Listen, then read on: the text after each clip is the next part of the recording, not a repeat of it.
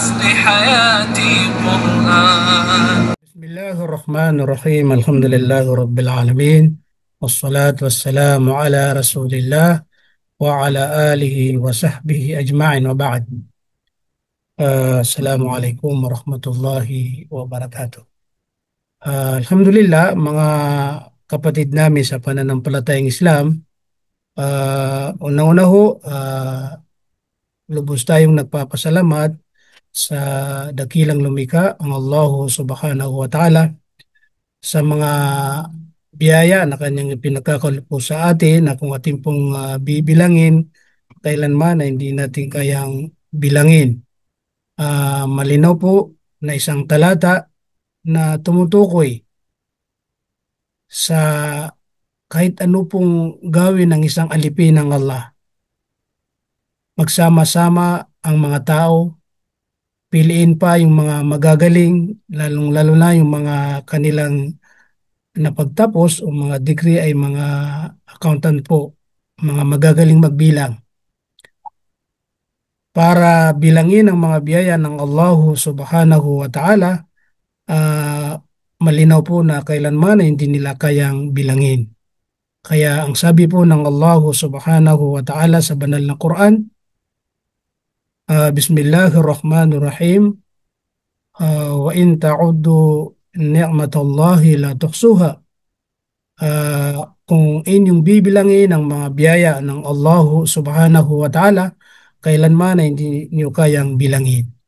So, malino po yun na kahit na magsama-sama lahat ng mga magagaling, pero hindi nila kayang bilangin ang mga biyaya ng Allah.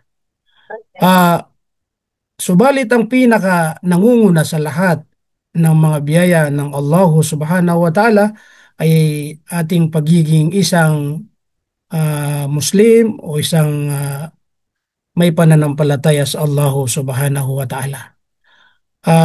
Alam po nating lahat at marami po nating naririnig o po napapakinggan na ang pinaka ah, halaga ng isang tao sa alipin, pinaka halaga ng isang alipin ng Allah subhanahu wa ta'ala ay ang kaniyang pagiging isang mananampalataya sa Allah.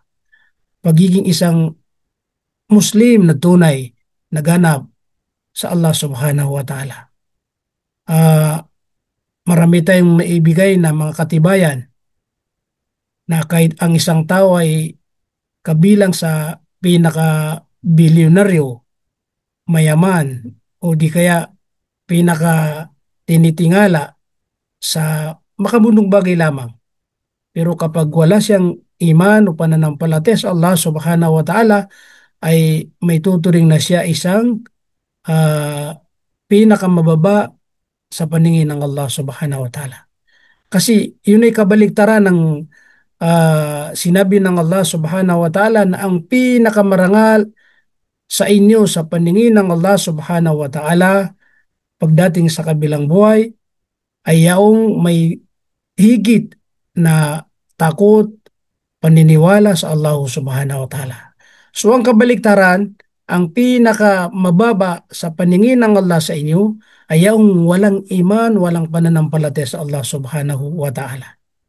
Kaya po tayo nagpapasalamat sa Allah dahil kabilang tayo sa mga taong may iman o may paniniwala sa Allah subhanahu wa ta'ala. So mga kapatid namin sa pananampalatayang Islam, bago po natin na balikan ang ating paksa sa ngayon, nasabihin po natin na koneksyon pa rin doon, may kinalaman pa rin doon sa ating dating kung saan paksa na patungkol sa al-aqidatu sahiha, yung tamang paniniwala o tamang pananampalataya sa Allah subhanahu wa ta'ala. Opo. Bali, nakaraan po ating po napag-usapan ay patungkol doon sa kung gaano kahalaga ang isang tao na mayroon siyang iman o pananampalataya sa Allah subhanahu wa ta'ala. Sa ngayon po, ang ating pag-usapan sa maikling oras nito kasi dapat nakapagsimula tayo nung 6:30 kaso lang dahil sa siyempre parang alanganin po tayo sa oras na Salatul Isha, kaya ating pong sinabi sa may hawak Opo, sa programang ito na kung saan kung maari magsala po tayo muna ng Salatul Isha. So tamang-tama po, pinakamainam na nakapagsala tayo muna. Okay. Ngayon po ang ating kumbaga pag-uusapan sa maikling oras na ito ay patungkol po sa ano po ba yung mga kondisyon ng paniniwala po natin sa tinatawag na La ilaha illallah. Opo, kasi dito pa rin nabubuo ang ating pinag-uusapan na kung saan mula na tayo nag-Muslim, yumakap ng Islam, nagsimula tayo magbanggit ng La ilaha illallah. Sa literal meaning, kahulugan ay na nagsasabi po tayo na walang karapat dapat sambahin maliban kay Allahu subhanahu wa ta'ala. Opo. So, kung sa pagbanggit po ng La ilaha illallah, ito'y madali, sabihin po natin, napakadali. Kaya sabi nga po nila, kahit na yung mga hindi Muslim, pwede nila banggitin ng paulit-ulit na napakadali sa kanila, hindi mahirap sa kanila. Opo, lalong-lalo na dito sa Saudi Arabia, sa mga bansang Arabo, sa mga matatagal. Ito, lagi nila naririnig kasi yung mga adan, yung nagtagasigaw, lagi nila nababanggit yung Ashhadu an la ilaha illallah. Nandun na yung la ilaha illallah. So, ibig sabihin, madali po ito sabihin. Madali sabihin. Kaya ang tanong, sa lahat ba ang nagsasabi ng la ilaha illallah ay ito'y kanya mapapakinabangan? Sa lahat bang nagsasabi ng la ilaha illallah, ito ba'y tiyak na magagantimpalaan? Sa lahat ba ng nagsasabi ng la ilaha illallah, siya ba ay tiyak na tatanggapin ang kanyang pagbanggit? Opo. So, ang kasagutan po mga kapatid namin sa pananampalatayang Islam, hindi po lahat na nagbabanggit ng la ilaha illallah ay kanilang mapapakinabangan o kanilang makakamit ang gantimpala o mayroon silang makukuha na kung saan karangalan. Opo. Kasi siyempre, katulad ng nabanggit natin, may mga hindi Muslim na nagbabanggit ng La ilaha illallah. Sabi po ng mga scholar po rito, napakarami daw mga nag-aaral na hindi mga Muslim sa Islam para lang hanapan ng Islam ng butas, para hanapan lamang na sirain ng Islam. Kaya maraming natuto magbasa ng Arabic, magsalita ng Arabic na hindi naman kung saan na tunay na naniniwala kay Allah, hindi naman tunay na Muslim. Kaya sa pagbabanggit ng La ilaha illallah, napakadali po sa kanila. Opo. Pero nandun pa rin tayo sa tinatawag na kailangan babanggitin ng La ilaha illallah, sasabihin ng La ilaha illallah na kung saan doon po tayo sa naayon sa tinatawag na kagustuhan ng Allah subhanahu wa ta'ala. Babanggitin ng la ilaha illallah na sa kagustuhan ng Allah. Mayroon tayong napakagandang layunin. Opo. Nang sa ganun ay tanggapin po ng Allah. Kaya itong pag-usapan natin ngayon, maari po na ito ilang bisis po natin narinig sa mga scholar. Kasi lalong-lalo na sa mga bagong yakap ng Islam, ito lagi po inuulit-ulit sa kanila na kailangan maiintindihan po nila itong tinatawag na La ilaha illallah. Kailangan maiintindihan po nila kung ano yung mga gawain na para tanggapin ang kanilang pagtanggap ng La ilaha illallah. Opo.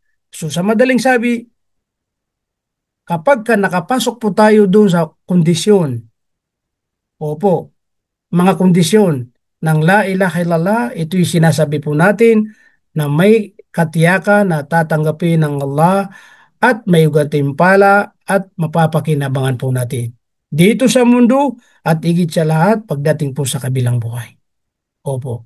Pero sa oras na mawala po yung mga kondisyon, mawala po yung tinatawag na mga dahilan para matanggap, ibig sabihin hindi po matatanggap, hindi tayo magkakaroon ng gantimpala at hindi po natin yan mapapakinabangan. Kaya ito yung pagkakataon na kung ito yung napag-aralan po natin, ulitin po natin. Kung hindi ito napag-aralan, ito yung oras na alamin po natin mga kapatid namin sa pananampalatayang Islam. Kasi ang pinag-uusapan patungkol po sa tinatawag na iman o pananampalataya sa Allah subhanahu wa ta'ala. Na kapag ito'y mawala sa isang tao at pabayaan ng isang tao, wala po tayong inaasahan na makakamit ang tunay na tagumpay dito sa mundo, higit sa lahat sa kabilang buhay. Kasi napakalinaw na ang mga taong tunay na magtatagumpay ay yaong mga taong tunay na naniniwala sa Allah, naniniwala sa tinatawag na La ilaha illallah, naniniwala sa mga utusan ng La ilaha illallah, naniniwala doon sa mga ipinag-utos ng Allah na kung saan ito'y gagawin na naayon sa pamamaraan ng mahal nating propeta Muhammad sallallahu alaihi wasallam. Opo, walang kumbaga dahilan na makakamit natin ang tagumpay maliban lamang na magkaroon tayo ng tunay na pagsunod, pagtanggap sa tinatawag na La ilaha illallah. Kaya nang sinabi ng Allah sa Quran, وَمَن يُطِعِ اللَّهَ وَرَسُولَهُ فَقَدْ فَازَ فَوْزًا عَظِيمًا. Sinumang maniwala sa Allah, maniwala sa La ilaha illallah, at maniwala kay Propeta Muhammad sallallahu alaihi wasallam bilang huling sugat propeta ng Allah, na gagawin niya ang mga ipinag-utos ng Allah na naaayon sa pamamaraan ng Propeta Muhammad sallallahu alaihi wasallam. Sila yung pinangakuan ng Allah na kung saan tiyak o tunay na magtatagumpay ng sukdulang tagumpay dito sa mundo at higit sa lahat sa kabilang buhay. Opo. So ibig sabihin, kahit anong gawin ng isang tao na mag-isip po siya para magtagumpay dito sa mundo, higit sa lahat sa kabilang buhay. Pero kapag nawawala doon sa tinatawag na paniniwala sa Allah at paniniwala kay Muhammad sallallahu alaihi wasallam, wala po siyang inaasa na magtatagumpay po siya.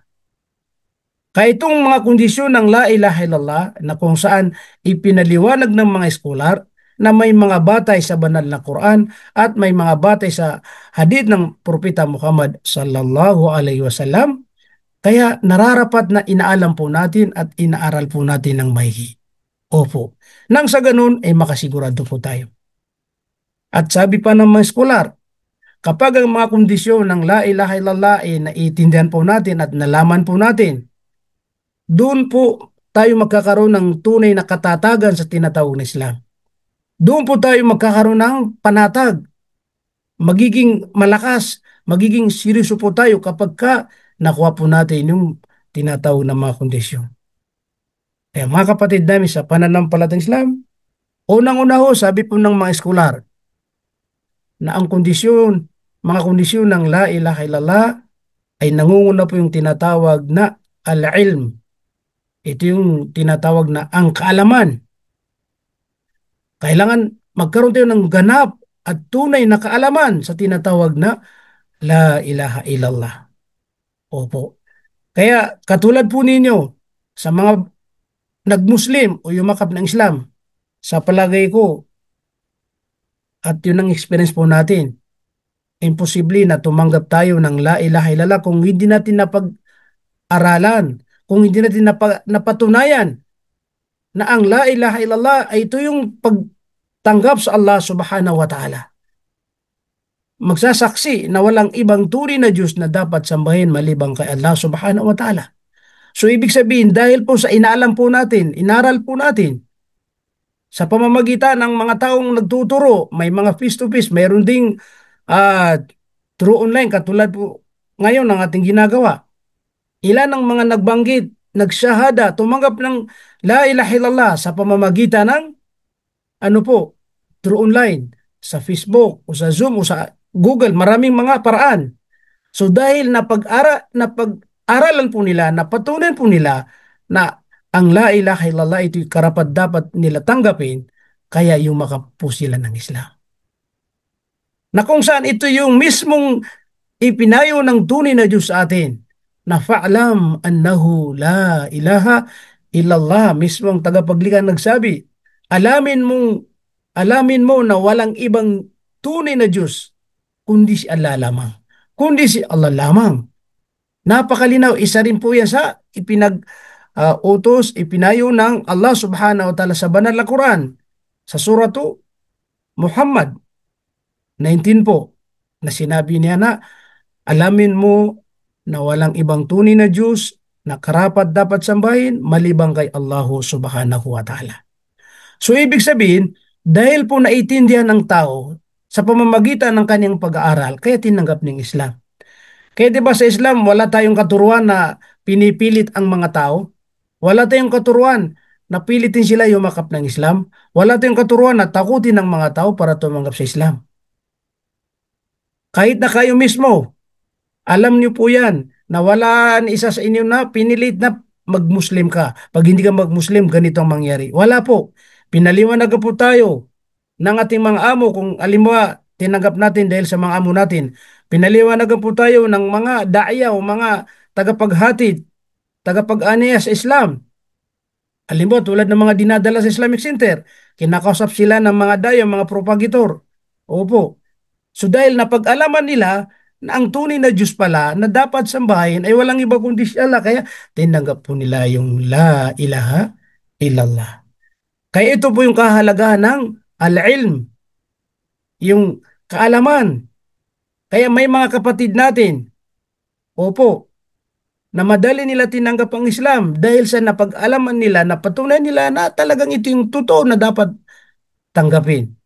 Pero yung iba sa kanila, kahit nakamag-anak po nila, kahit pamilya po nila, katulad sa kasalukuyan, mag-aasawa, minsan ang nag-Muslim muna ang lalaki. Dahil napag-alaman niya na ang tunay na Diyos na dapat sambahin malibang kay Allah. Minsan madali sumasabay ang asawa. Minsan hindi, nagtatagal bago yakapin ng Islam. Minsan na naman ang nauna ang babae, nag-Muslim, ang lalaki, hindi. Doon mismo minsan mahirap. Kasi siyempre sa katurunan ng Islam, hindi pwedeng mag-asawa, magsama yung Muslim na babae tapos ang lalaki ay hindi Muslim. Maliban lamang sa Muslim na lalaki, opo, tapos hindi Muslim na babae, pinahintulutan. Di ba po? So ibig sabihin, dahil doon sa hindi naiintindihan ng isa, ano yung tinanggap ng isa, kaya hindi niya tinatanggap. Pero sa mga oras na pinag-aralan po niya, sinaliksik po niya hanggang sa naiintindihan niya at nalaman niya, kaya doon na lang siya tumatanggap sa Islam. Kaya alhamdulillah, may tumanggap sa Islam na mismo mag-asawa. Bukod doon, sinunod ng mga anak, tumanggap din ng Islam. Kaya may mga Muslim ngayon na pamilya-pamilya, pero dati hindi sila naniniwala sa Allah subhanahu wa ta'ala. Pero dahil doon sa kaalaman, nag-aral po sila, inaral po nila, kaya napatunayan nila na ito yung tama, kaya tinanggap po nila. Na walang puwersahan, walang, kumbaga, pinilit po mga kapatid. Kasi sa Islam, like Rafid din, walang katuruan sa Islam na mamilit po tayo. Opo. Kaya, yung mga pamilya po natin na hindi pa sila mga nag-Muslim, hindi po tayo pwedeng pilitin sila. Ingin natin sa kanila na pag-aralan ng Islam. Magbahagi tayo ng kaalaman sa Islam. Sakay Allah pa rin tayo humingi o umaasa na pagkaluban sila ng ngalan ng gabay at patnubay. Kasi sa mga oras, nabigyan sila ng ngalan ng pangunawa, automatic yan, hindi mahirap, tatanggapin nila ang pananampalatayang Islam. So yun po mga kapatid namin, ang nangunguna sa tinatawag ng mga kondisyon.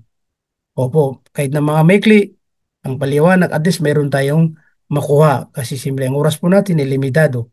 Maaari na 7:30, hinto na tayo. Kasi simple, nagsimula tayo, kanina pa ako 6:30, nahinto lang kasi nagsala po tayo. Opo, pero ang ano po, pagkasunduan ay hanggang 7:30. Opo. Okay. So yun po ang kabuuan, ang paliwanag ng al-ilm na kung saan kaalaman sa tinatawag na la ilaha illallah. Opo. Okay. Pangalawa, ano pong sabi ng mga scholar? Pangalawa, magkaroon tayo ng tinatawag na al-yaqin. Pag sinabi al-yaqin, ito yung walang pagdududa, walang pag-aalinlangan na kung saan ang pagtanggap sa la ilaha illallah. Okay, normal po. Kapag sa una pa lamang tayo nag-Muslim, nandun pa rin yung parang nagdadalawang isip po tayo.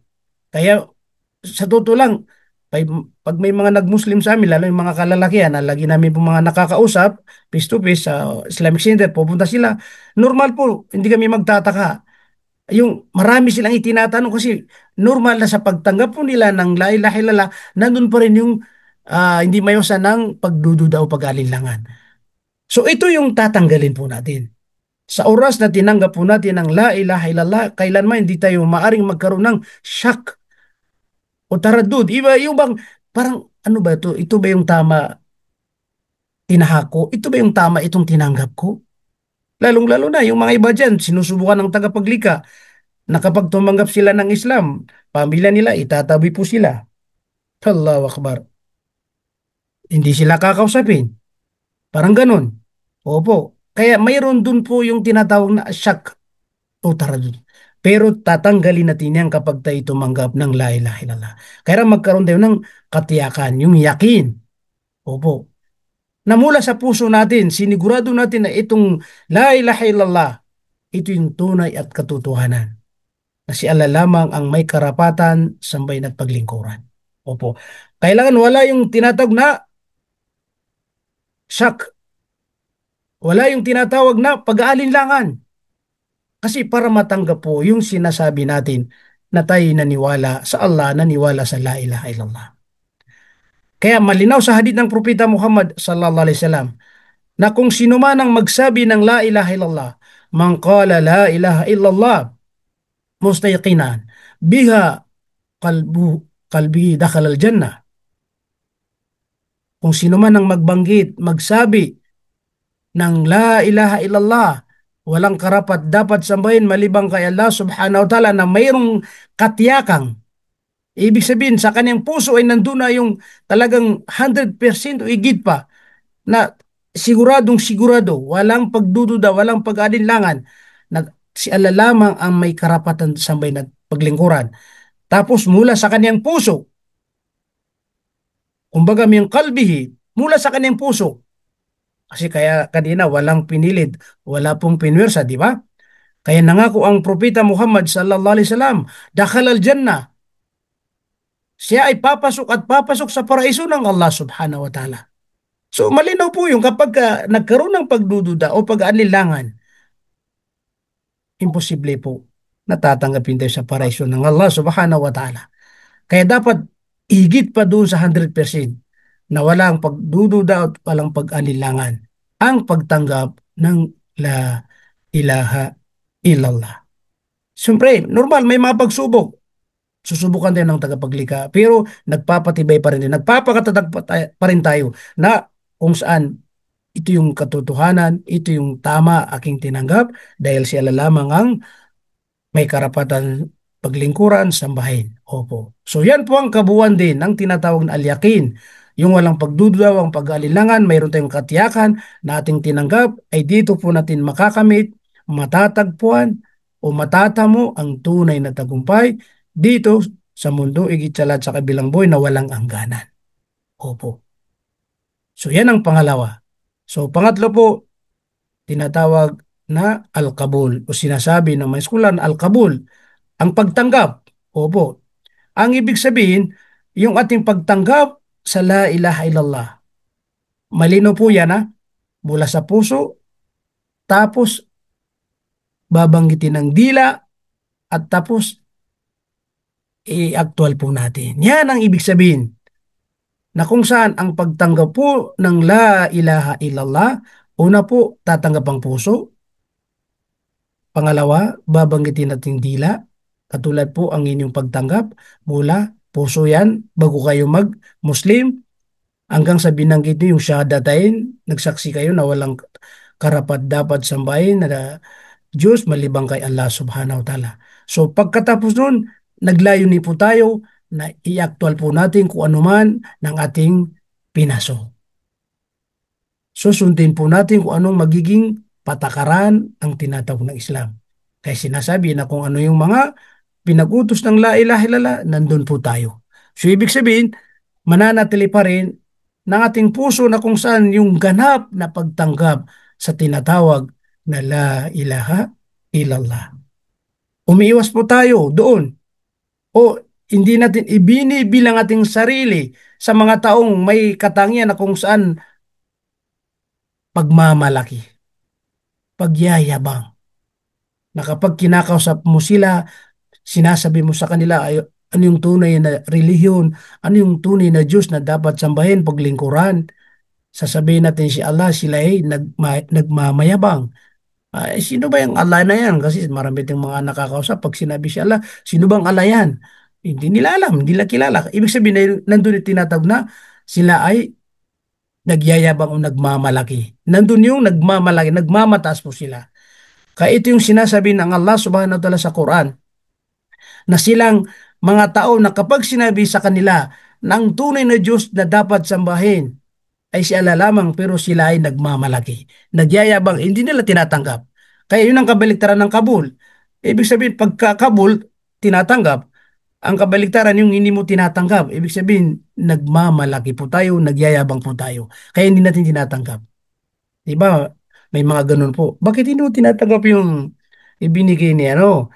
Ay, hindi ko naman gustong yung kaning ibinibigay. Parang nagyayabang po tayo.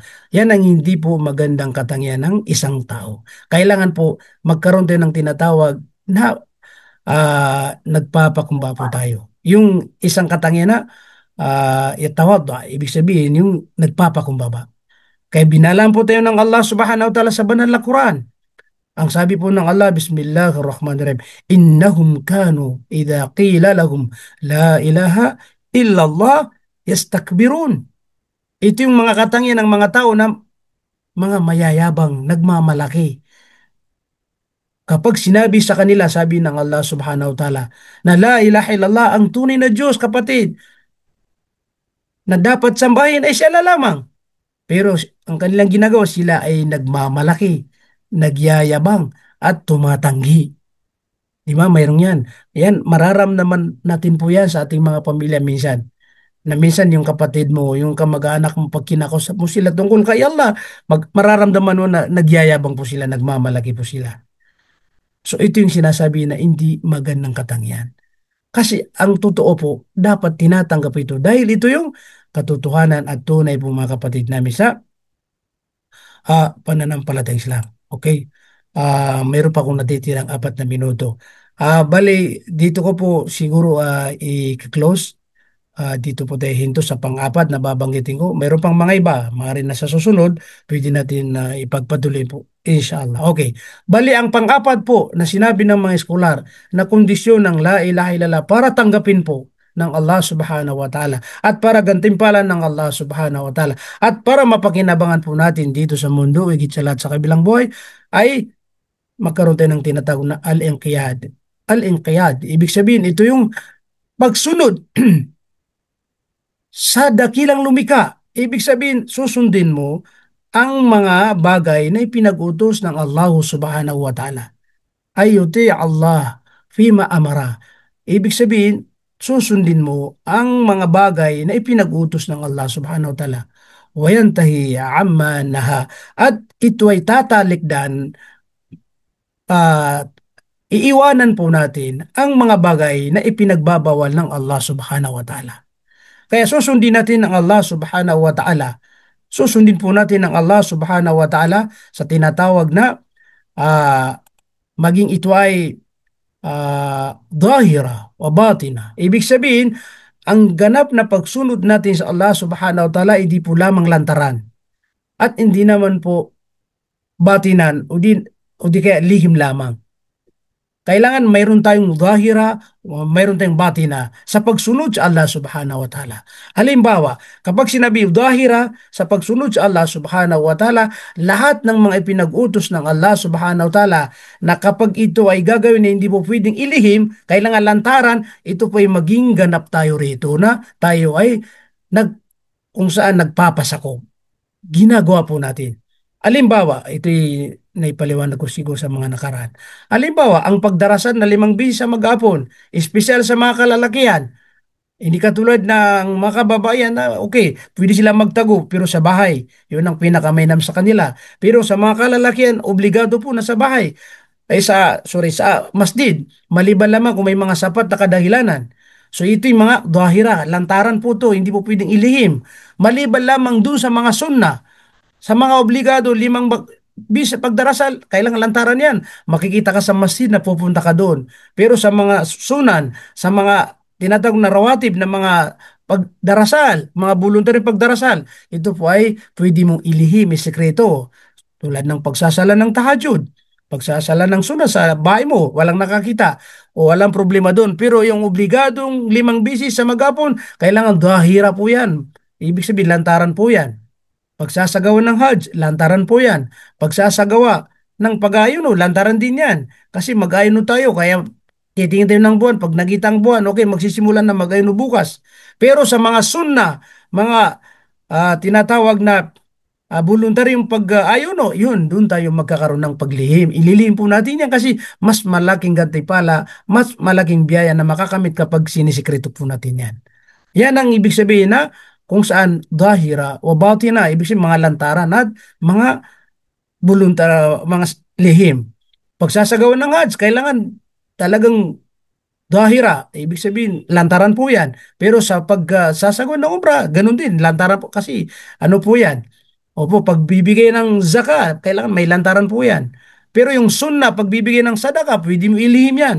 Magbigay ka sa mga tao kung gaano karami. Pag voluntary, pwede mo ilihim yan kasi sunna. Sunna lang na pagbibigay. At inang din ang sinabi sa banal na Quran na kung saan pinakamainam pa rin na pagbibigay ng sadaka yung siriya, ibig sabihin mga lihim po yan. So ibig sabihin, aralin po natin lahat ng mga lantaran, dapat gawin natin lantaran. Ang mahalaga nandun yung tinatawag na ikhlas. Ako ay nagsasala sa masjid lantaran para lamang kay Allah. Nag-ayuno ng lantaran para lamang kay Allah. Mag-ayun ng sunat para kay Allah. Lantaran o lihim po, lahat ito ay gagawin para lamang kay Allahu subhanahu wa ta'ala. Kaya po mga kapatid namin sa pananampalataya, bilang Muslim po tayo, ibig sabihin sa madaling sabi, kailangan magpasa ko po tayo sa tinatawag na Islam, ibibigay po natin ang ating sarili na kung saan sa tinatawag na katuruan ng Islam.